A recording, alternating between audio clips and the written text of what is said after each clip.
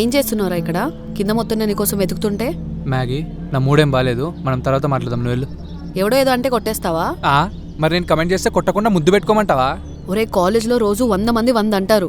అవన్నీ పట్టించుకుంటూ కూర్చుంటావా? దీనికే నన్ను కాలేజ్కి వచ్చేది? మరి చదువుకోవడానికి వస్తున్నా. చదువుకోవడానికి కాకపోతే ఇంకా దేనికి వస్తారా కాలేజ్కి? నేను మాత్రం నిన్ను లవ్ చేయడానికే వస్తున్నా మ్యాగీ. అందుకేగా 12 బ్యాక్లాగులు పడ్డాయి తమరికి. ఇప్పుడు ఏంది? బ్యాక్లాగ్లు పడ్డాయి, క్లియర్ చేయాలి, అంతే కదా?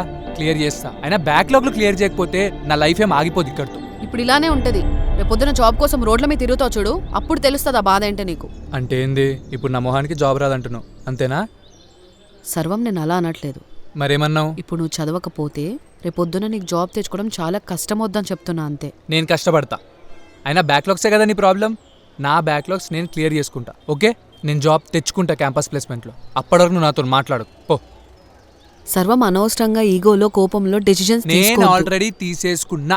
నువ్వు వెళ్ళు. నేను హెల్ప్ చేస్తాను రా. నీ హెల్ప్ మీద పాస్ అవ్వాల్సిన అవసరం నాకు లేదు. నువ్వు వెళ్ళు. సర్వం